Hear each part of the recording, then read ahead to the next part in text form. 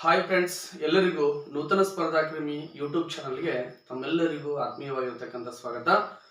So ಇಲ್ಲಿ ನಾವು ಇಷ್ಟು ದಿನ ನೂತನ ಸ್ಪರ್ಧಾ ಅಕಾಡೆಮಿ ಯೂಟ್ಯೂಬ್ ಚಾನಲ್ ಒಳಗ ಬೇರೆ ಬೇರೆ ಸ್ಪರ್ಧಾತ್ಮಕ ಪರೀಕ್ಷೆಗಳಿಗೆ ಸಂಬಂಧಪಟ್ಟಂತೆ ವಿಡಿಯೋಗಳನ್ನ ಮಾಡ್ತಾ ಬರ್ತಾ ಇದ್ದೀವಿ.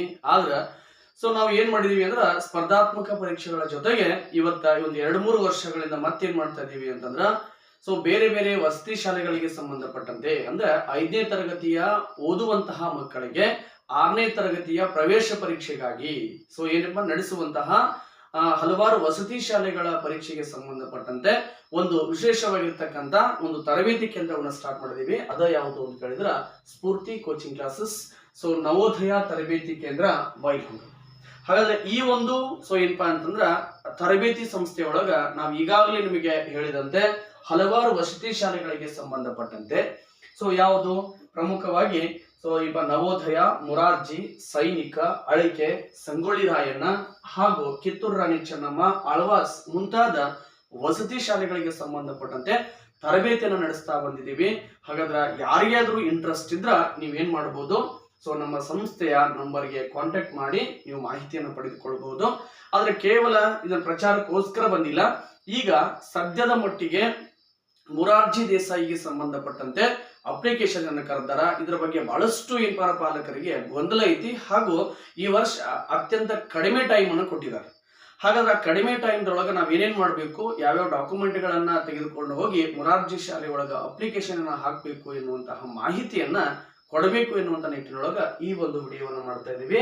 ಹಾಗಾದ್ರೆ ನೋಡ್ತಾ ಬರ್ರಿ, ಇಲ್ಲಿ ಪ್ರಮುಖವಾಗಿ ನೋಡ್ರಿ, ಕರ್ನಾಟಕ ಸರ್ಕಾರ, ಕರ್ನಾಟಕ ಪರೀಕ್ಷಾ ಪ್ರಾಧಿಕಾರ, ಕರ್ನಾಟಕ ವಸತಿ ಶಿಕ್ಷಣ ಸಂಸ್ಥೆಗಳ ಸಂಘ ಬೆಂಗಳೂರು ಇವರು ಹೊರಡಿಸಿರ್ತಕ್ಕಂಥ ಅಧಿಸೂಚನೆಯೊಳಗ ಯಾವಾಗ ಪರೀಕ್ಷೆಗಳನ್ನು ಮಾಡ್ತಾರ, ಅಪ್ಲಿಕೇಶನ್ ಹಾಕಕ್ ಟೈಮ್ ಏನದ, ಹಾಗಾದ್ರೆ ಅಪ್ಲಿಕೇಶನ್ ಹಾಕ್ಬೇಕಾದ್ರ ಏನೇನು ಡಾಕ್ಯುಮೆಂಟ್ ಗಳಿರ್ಬೇಕು ಎನ್ನುವಂತಹ ಎಲ್ಲ ಮಾಹಿತಿಗಳನ್ನ ಈ ಒಂದು ವಿಡಿಯೋದಲ್ಲಿ ನೋಡ್ತೀವಿ. ಈ ವಿಡಿಯೋನ ಕೊನೆಯವರೆಗೂ ನೋಡಿದ್ರೆ ಮಾತ್ರ ಇದರ ಬಗ್ಗೆ ನಿಮ್ಗೆ ಸಂಪೂರ್ಣವಾದಂತ ಮಾಹಿತಿಯನ್ನ ದೊರೀತದ. ಹಾಗಾದ್ರೆ ನೋಡ್ತಾ ಬರ್ರಿ, ಇಲ್ಲಿ ಕರ್ನಾಟಕ ಪರೀಕ್ಷಾ ಪ್ರಾಧಿಕಾರ ಹಾಗೂ ಅಥವಾ ಕರ್ನಾಟಕ ವಸತಿ ಶಿಕ್ಷಣ ಸಂಸ್ಥೆಗಳ ಸಂಘ ಇವರು ಹೊರಡಿಸಿರ್ತಕ್ಕಂಥ ಒಂದು ಅಧಿಸೂಚನೆಯ ಮೇರೆಗೆ ಅಪ್ಲಿಕೇಶನ್ ಅನ್ನ ಹಾಕಕ ಎಷ್ಟು ಟೈಮ್ ಅನ್ನು ಕೊಟ್ಟಿದ್ದಾರೆ ಅಂತ ಕೇಳಿದ್ರ 11/1/2025 ಸಂಜೆ 4ರಿಂದ ನೆನ್ಪಿಟ್ಕೊಡ್ರಿ. ಯಾಕಂದ್ರ ಬಹಳಷ್ಟು ಜನ ಅದು ಮುಗಿದು ಬಳಕೆ ಏನ್ ಮಾಡ್ತೀರಿ ಅಂತಂದ್ರೆ ನೀವು ಅದ್ರ ಬಗ್ಗೆ ಮಾಹಿತಿಯನ್ನ ಕೇಳ್ಕೊತ ಬರ್ತೀರಿ. ಹಾಗಾದ್ರ ಕ್ಲಿಯರ್ ಆಗಿ ನೆನ್ಪಿರ್ಲಿ, 11ನೇ ತಾರೀಕು ಏನಾಗ್ತದಂದ್ರ 11/1/2025 ಸಂಜೆ 4 ಗಂಟೆಯಿಂದ 25/1/2025 ರಾತ್ರಿ 11:59 ಅಂದ್ರ ನೆನ್ಪಿಟ್ಕೊಡ್ರಿ, 11ನೇ ತಾರೀಕಿನಿಂದ ಏನಪ್ಪಾ ಅಂದ್ರ 25 ಜನವರಿ 2025 ನೀವೇನು ಅಪ್ಲಿಕೇಶನ್ ಅನ್ನ ಹಾಕಕ ಟೈಮ್ ಇರ್ತದ. ಈ ಟೈಮ್ ಮುಗಿದ ಬಳಕ ಏನ್ ಮಾಡ್ತೀರಿ ಒಬ್ರು ಅಂತಂದ್ರ ಆಮೇಲೆ ಅಪ್ಲಿಕೇಶನ್ ಹಾಕಕ್ ಹೋಗ್ತೀರಿ, ಅದ ಟೈಮ್ ಮುಗಿದಿರ್ತದ. ಕ್ಲಿಯರ್ ಆಗಿ ನೆನ್ಪಿಟ್ಕೊಡ್ರಿ. 11ನೇ ತಾರೀಕಿನಿಂದ 25ನೇ ತಾರೀಕಿನವರೆಗೂ ಕೂಡ ಈ ಅಪ್ಲಿಕೇಶನ್ ಅನ್ನ ಹಾಕಕ ಟೈಮ್ ಇರ್ತದ. ಇನ್ನ ಅದ್ರ ಜೊತೆಗೆ ಈ ಒಂದು ಅಪ್ಲಿಕೇಶನ್ ಅನ್ನ ನೀವು ಎಲ್ಲಿ ಹಾಕ್ಬೇಕು ಅಂತಂದ್ರ, ಇಲ್ಲಿ ಹೊರಗಡೆ ಯಾವುದೇ ಆನ್ಲೈನ್ ಸೆಂಟರ್ಗೆ ಹೋಗಿ ನಿಮ್ಮ ಅಪ್ಲಿಕೇಶನ್ ಅನ್ನ ಹಾಕಿದ್ರ ಇದು ನಡೆಯೋದಿಲ್ಲ. ಎಲ್ಲಿ ವಸತಿ ಶಾಲೆಗಳಿರ್ತಾವ, ಮುರಾರ್ಜಿ ದೇಸಾಯಿ ಆಗಿರ್ಬೋದು, ಕಿತ್ತೂರು ರಾಣಿ ಚೆನ್ನಮ್ಮ ಆಗಿರ್ಬೋದು, ಈ ರೀತಿಯಾಗಿರ್ತಕ್ಕಂಥ ವಸತಿ ಶಾಲೆಗಳು ಎಲ್ಲಿರ್ತಾವ ಅಲ್ಲಿ ಏನ್ ಮಾಡ್ಬೇಕು ನೀವು ಅಂತಂದ್ರ ಈ ಅಪ್ಲಿಕೇಶನ್ ಅನ್ನ ಹೋಗಿ ನೀವು ಹಾಕ್ಬೇಕಾಗ್ತದ.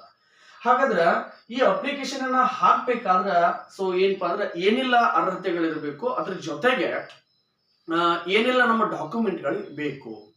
ಅರ್ಹತೆ ಏನಿರ್ಬೇಕು ಅಂತಂದ್ರ ಸದ್ಯ ಮಗು 5ನೇ ತರಗತಿಯೊಳಗ ದಾಖಲಾತಿಯನ್ನ ಹೊಂದಿರಬೇಕು. ಅಂದ್ರೆ 5ನೇ ತರಗತಿಯನ್ನ ಹೊಂದಿರಬೇಕು.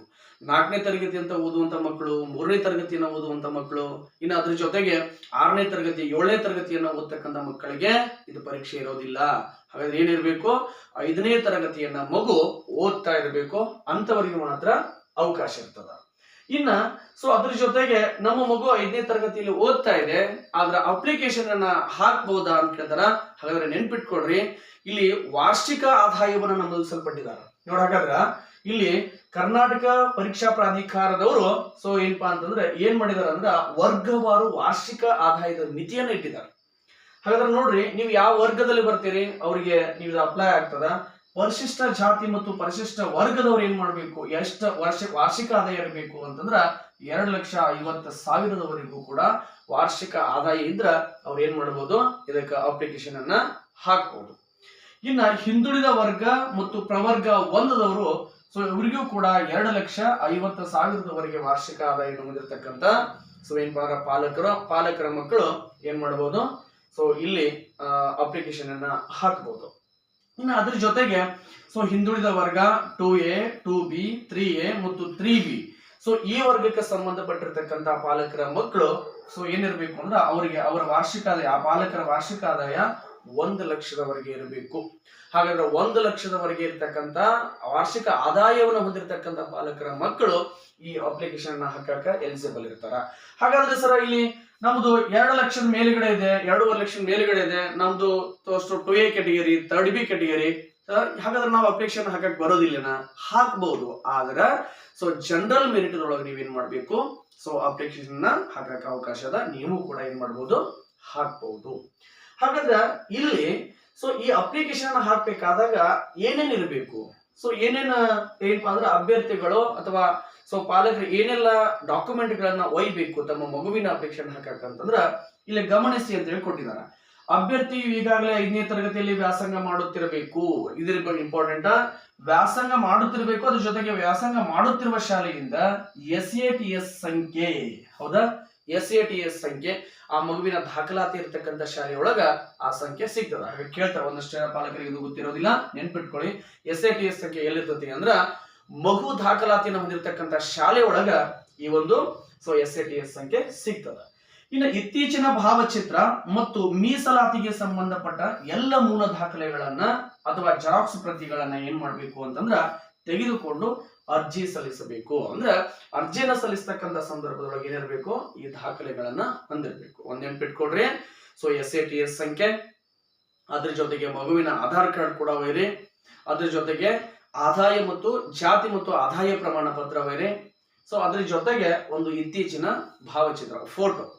ಇಷ್ಟ ನೀವು ಅಪ್ಲಿಕೇಶನ್ ಒಯ್ಯುವಾಗ ಅಥವಾ ಅಪ್ಲಿಕೇಶನ್ ಹಾಕ್ಬೇಕಾದಾಗ ಇಷ್ಟ ಮಾಹಿತಿಗಳು ಸೊ ಏನಪ್ಪಾ ಅಂತಂದ್ರ ನೀವು ವಸತಿ ಶಾಲೆಗಳಿಗೆ ಹೋಗಿ ಅಪ್ಲಿಕೇಶನ್ ಹಾಕ್ಬೇಕಾದಾಗ ಈ ಮಾಹಿತಿಗಳನ್ನ ಅಥವಾ ಈ ಡಾಕ್ಯುಮೆಂಟ್ ಗಳನ್ನ ನೀವು ಒಯ್ಯಬೇಕಾಗ್ತದೆ.